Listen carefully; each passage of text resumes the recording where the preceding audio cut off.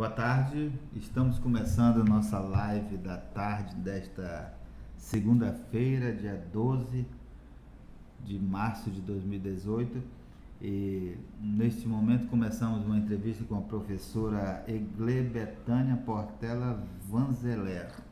Acertei? Isso, é isso. É isso mesmo. Professora da UEA, ela está junto com outros professores organizando e vai ministrar a partir do dia 19 deste mês um curso livre cujo tema é o golpe de 2016 e o futuro da democracia no Brasil. Nós convidamos a professora principalmente por conta do título do curso, né, que fala de golpe de 2016, que foi o impeachment da presidente Dilma Rousseff. Naquela época, só quem dizia que era golpe eram os políticos, né, aliados da presidente Dilma, e os outros diziam que não eram. Os outros políticos, os adversários, os que votaram a favor do impeachment. Isso é uma visão da academia, essa visão de que foi um golpe? Não, eu acho que hoje já é um consenso no Brasil, inclusive entre os políticos, aqueles que apoiaram e aqueles que não apoiaram, que foi um golpe, né? E assim, já naquela época era muito claro para a sociedade, de modo geral, e a gente pode falar aqui das universidades de modo geral, pelo menos no campo das ciências humanas e sociais e até as ciências políticas, e até as ciências jurídicas também apontavam por um golpe, digamos um golpe branco, né, um golpe parlamentar. Então já havia assim, um consenso, e hoje eu acho que está muito claro. Eu acho que tem uma cena emblemática no dia do impeachment, que para mim ele representa claramente o que foi um golpe, né? Foi quando alguém, um senador, chegou e disse assim: não, a presidente Dilma não cometeu nenhum crime de responsabilidade. O problema é que o país estava ingovernável com ela. Então, quer dizer, alguém que falou isso, que inclusive votou a favor do golpe, né? Mas recentemente alguns políticos já admitiram que erraram, inclusive pedindo desculpa para a presidenta, né? Então, assim, eu acho que há sim, eu acho que o quadro que foi formado em torno do golpe, tanto no campo jurídico como no campo parlamentar e político principalmente, nos parece muito claro que houve aí um golpe. Primeiro, que o crime de responsabilidade ela não cometeu. Segundo, que as pedaladas que ela teria cometido, o próprio a Câmara, não lembro um setor do governo, deu o parecer de que não houve pedaladas. Então, se há um consenso de que não houve pedaladas, não poderia ter sido impeachment da maneira como foi. E mais precisamente, eu acho que logo em seguida, quando o novo presidente, que aí eu vou falar da maneira como eu acho que eu tenho que me posicionar em relação a ele, que o presidente golpista, quando assumiu o poder, a primeira coisa que foi feita, que tornou as pedaladas algo normal, legal, legalizou as pedaladas, porque ele teria que fazer a mesma coisa, né? Enfim, eu acho que o próprio depoimento do Jucá, né, do Romero Jucá, do grande acordo entre os três poderes, eu acho que hoje não se dá mais para discutir que não foi um golpe, porque me parece muito claro que sim. A senhora acha que a instituição acadêmica, ao adotar a expressão e trabalhar o curso nessa linha de raciocínio, ela não cria uma linha ideológica em relação ao curso? Eu acho que uma universidade que não cria uma linha ideológica, ela não é universidade. Acho que toda universidade ela tem uma referência ideológica de diferentes correntes, mas vai ter sempre, eu acho que sempre vai ser ideológico, né? E a minha compreensão, e fora que a própria universidade, a natureza da universidade é a autonomia intelectual para as pessoas refletirem e criticarem, essa é a postura da universidade. Então, é óbvio que dentro da universidade a gente vai ter pessoas que não concordam, que por mim não tem problema, vai lá e defende. Eu não consegui ver ninguém defendendo com dados reais e concretos de que a presidenta Dilma teria cometido algum golpe. Eu ainda não vi, não há um consenso, o contrário, né? A gente percebe isso. Mas a universidade, ela tem por referência se posicionar. Ela é um lugar próprio para isso. Aliás, ela é o espaço que a sociedade precisa para tomada de medidas, para tomada de reflexão, para o processo de transformação. Então, é sempre um campo ideológico, nunca é diferente. Eu acho que é uma distopia, né, achar que a universidade não pode tratar ideologicamente a partir de campos de reflexões políticas, epistemológicas, teóricas diferentes. Eu acho que é um lugar que tem que ser, sim, ideológico. Agora, sempre. são 14 professores que vão ministrar esse curso, pelo menos a lista que a gente recebeu aqui, uma lista com a divulgação do curso, 14 professores. Eu queria saber o seguinte, qual é o referencial teórico para você ministrar um curso desses que afirma que foi um golpe? Porque Olha... Eu faço essa pergunta porque quando a senhora defendeu que foi um golpe, que não há dúvida que foi um golpe, a senhora citou aí alguns parlamentares, né? Uhum. E algumas falas que houve ali na época do impeachment. Isso é suficiente para você sustentar eu acho que as fontes... na academia eu acho que essa sim. tese? Primeiro que a gente não está se valendo porque as falas que a gente está citando são falas de quem votou. Então, são fontes históricas que a gente não pode negar. Uhum. Acho que negar as falas dos sujeitos que cometeram o golpe seria um ato de negligenciar a própria história. Então, o primeiro ponto é que as falas são legítimas e são fontes históricas, do campo da oralidade, do campo... Segundo ponto é o próprio documento que originou o golpe, que tem uma série de implicações jurídicas que apontam que ela não cometeu um crime de responsabilidade. Então, as fontes históricas que a gente tem acesso é no campo do que os articulistas do golpe se colocaram para a sociedade, da maneira como, e aí uma outra fonte que promoveu isso é a própria mídia, né? E a gente pode falar isso sem problema nenhum, e que fez todo um processo para impulsionar todo os desgastes que levou a população, de modo geral, ser de modo marionete, ser levada para aquilo que acreditava, e hoje o impacto é grande. Então, as fontes elas são fontes escritas, são fontes que não tem como negar. Agora, a análise que se faz disso cabe ao historiador, ao cientista social, ao cientista político, ao antropólogo, ao analista das culturas, das relações, que estão aí para verificar o que está acontecendo. Mas não dá para dizer que a nossa afirmação ela se pauta por dados desprovido de ciência e de consciência.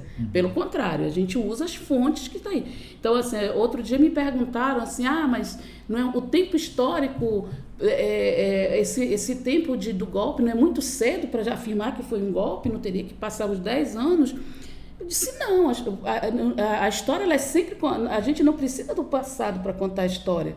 Né? O passado ele é importante na medida em que a gente reflete as condições do tempo presente.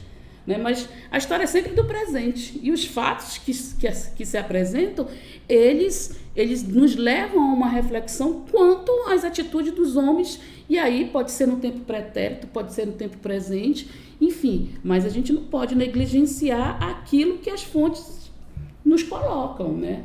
Agora, é sempre de um lugar, Há uma crítica, não sei se ainda mas quando eu estudei na universidade, de que a história era escrita a partir da visão dos vencedores. Essa ideia do golpe não é a visão dos vencidos? Olha, eu acho que é uma visão dos...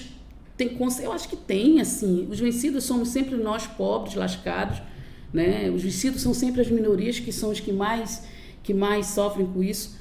É óbvio que o golpe ele não está descolado apenas de interesses locais, nacionais. Eu acho que tem todo um interesse de políticas neoliberais mais amplas e que atinge o Brasil e que vai atingir também os países da América Latina de modo geral. e outros países aí pelo continente afora. É uma política neoliberal perversa e que, obviamente, do campo das visões dos vencidos, a gente precisa também perceber que os vencidos somos nós mesmos e que mais do que nunca nós hoje, dentro do campo da historiografia, os vencidos, as vozes dos vencidos que foram silenciadas pela história tradicional, hoje ela tem um papel importante e hoje é legítimo de afirmação também. Então, eu acho que assim, a história ela pode ser contada, e no caso do impeachment, de todos os lados, de baixo para cima, de cima para baixo, da direita e pela esquerda. O que me parece muito claro é que há um consenso, tanto do ponto de vista daqueles que nos venceram, quanto do ponto de vista daqueles que fomos vencidos.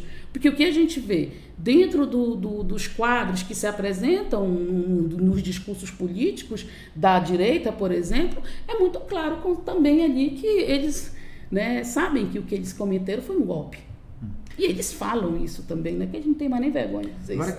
quem, na sua visão, quem foi que arquitetou o golpe? Ele partiu de quem? Do poder econômico, do poder político, das duas coisas? Eu acho que o golpe é sempre... O golpe, para mim, aí entra numa visão mais de luta de classe.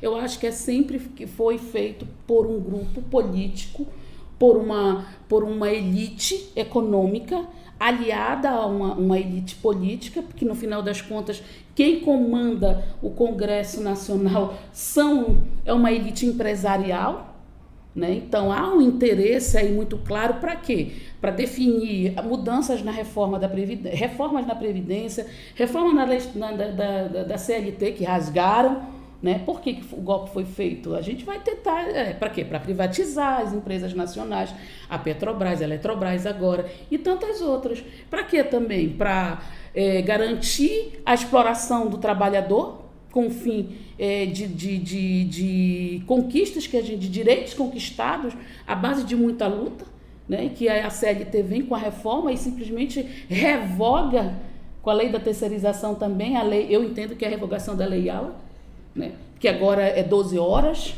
porque agora eu posso dar ou não o vale transporte, porque agora, enfim, eu acho que ele atravessa vários campos que nos colocam claramente quem é que está saindo perdendo, que somos nós, trabalhadores, de modo geral. Então, o golpe foi arquitetado por uma elite econômica e política que domina esse país no campo das relações econômicas e sociais. E aí a gente pode fazer leitura de um partido que, no caso, foi o PSDB, que pagou pelo dossiê para aquela... Como é o nome daquela jurista que foi Janaína. A Janaína e aquele outro, Reale, que fizeram todo construir o golpe. O próprio Reale admite que cometeu um erro, né? O próprio Reale admite isso. Então, o que acontece? Para mim é isso, é uma elite que não ficou satisfeita com 12 anos de um governo de esquerda, né? Que, com todos os problemas que esse governo atravessou, garantiu uma série de conquistas para a população. A Fome Zero hoje não é nada mais, nada menos, pode garantir ao Lula o Prêmio Nobel da Paz. E aí, como é que fica? Como é que fica quando alguém que pode ser o Prêmio Nobel da Paz por ter reduzido a fome nesse país e que agora vem com tudo? Para vocês terem uma ideia, as pessoas bateram panela, foram para as ruas por conta do aumento de gasolina, que acho que foi uns centavos, né, de R$2,89 foi para R$2,90. E hoje a gasolina está quase R$5. O trânsito de Manaus melhorou consideravelmente. Você vê, não tem mais... Vocês podem ver. Eu vim para cá, não atravessei nenhum problema de engarrafamento. Por quê? Porque o povo não tem mais dinheiro para colocar gasolina.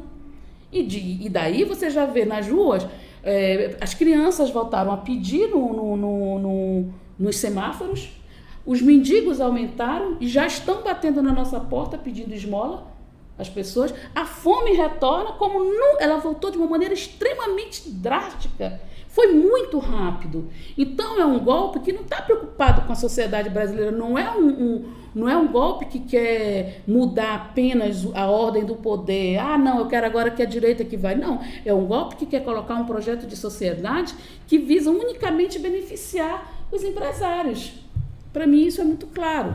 Então, eu acredito que sim, que ele foi articulado por uma elite dominante desse país e que teve como cerne o PSDB. O Aécio Neves, ele disse claramente que ele não iria deixar a Dilma governar esse país. Agora, quem que vocês querem atingir com esse curso? Qual é o objetivo do curso, na verdade? Olha, em primeiro lugar, eu vejo a universidade como um campo de resistência. A universidade é sempre um campo de resistência contra qualquer coisa que desagrade a sociedade e que põe em risco todas as conquistas que nós tivemos. Então, as ciências sociais, as ciências humanas, as ciências políticas, de modo geral, a ciência, de modo geral, ela tem por obrigação levar essa conscientização à sociedade. O curso, ele quer mostrar para as pessoas, de uma maneira mais teórica, conceitual, numa perspectiva crítica, o que aconteceu com 2016. E o futuro da democracia, o que esse país vai se tornar?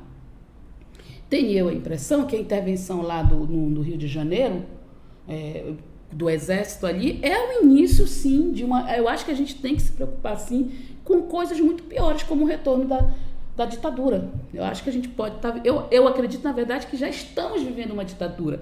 E o próprio curso que a gente resolveu fazer em apoio ao Luiz Miguel, lá, Luiz Felipe, lá da UNB, que foi agora... O próprio Mendoncinha está sendo processado, né? Porque ele não queria que se falasse em golpe. Ora, como assim?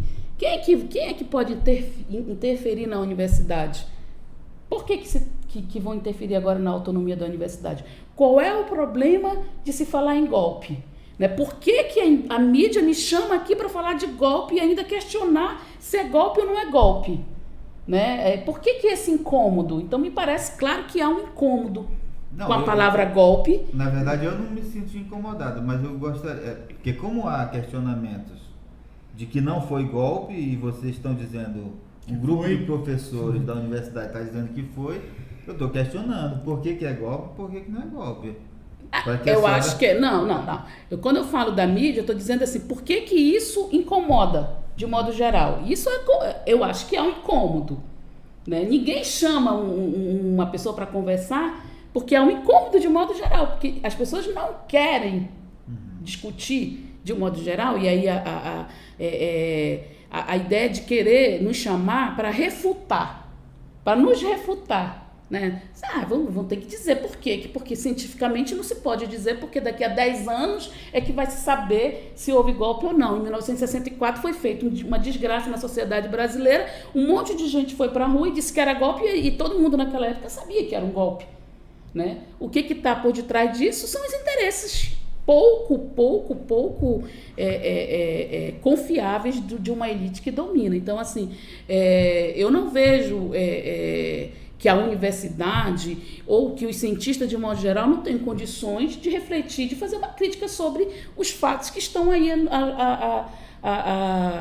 às nossas vistas. Eu acho que a gente tem uma função de ver os fatos, interpretá-los e dar a ele um significado. Afinal de contas, se não houve um crime de responsabilidade, por que ela foi impeachmentada? Se o próprio Congresso, né, admite que não houve um crime de responsabilidade, por que ela foi impeachmentada? O curso aborda todas essas diversas interpretações do fato, professor? A gente vai trabalhar no campo, por exemplo, vai ter um tema voltado para o papel da mídia, da imprensa no golpe, vai ter um voltado para a questão mesmo das políticas neoliberais na América Latina e, de modo geral, no continente como um todo. Para as questões históricas e outra, por exemplo, para as questões da área educacional, porque o golpe afeta diretamente as questões, todas as conquistas que nós tivemos na classe da docência, por exemplo, hoje não precisa mais. A LDB garantia que nós, para dar aula, né, a 93, 94/96, o professor ele teria que ter ensino superior. Com a nova reforma do ensino médio, né, e das políticas que estão vindo para cá, simplesmente qualquer pessoa hoje pode dar aula, basta ter um notório saber. Isso é retornar ao século XIX. Quer dizer que não precisa ter formação para ser professor. Então isso vai na contramão. A ideia, a Base Nacional Comum Curricular que está sendo enfiada a goela abaixo na gente com a reforma que está ali, afeta quem? Afeta os pobres. Porque o jovem pode, não, eu não vou precisar fazer faculdade porque eu já quero entrar logo no mercado de trabalho e vou fazer um curso técnico. Então, curso técnico é para quem? É para pobre? Quem já viu rico fazer curso técnico para trabalhar? Então, a universidade ela vai continuar recebendo um determinado público, que agora, com as políticas que vem aí, aquilo que era garantido para a população mais pobre vai ser retirado. Né? Então, quer dizer, é um incentivo, quer dizer, porque daí limita a entrada. Porque, ora, se o ensino médio agora pode ser profissionalizante, ele não vai poder fazer uma faculdade? Vai. Mas ele vai precisar o quê? Fazer um cursinho. Para quê? Para estudar. Para estudar o quê? Outras áreas que é cobrada no vestibular ou no Enem. E isso as escolas particulares vão retirar? Vão retirar a filosofia, a sociologia, a história? Não vão retirar. Porque a universidade vai continuar cobrando isso para o ingresso. E quem que vai ser mais prejudicado? Quem não teve acesso a esse ensino. Então, a gente está vivendo um drama, a gente está num descaminho muito pernicioso, muito perverso, e que a gente não está tendo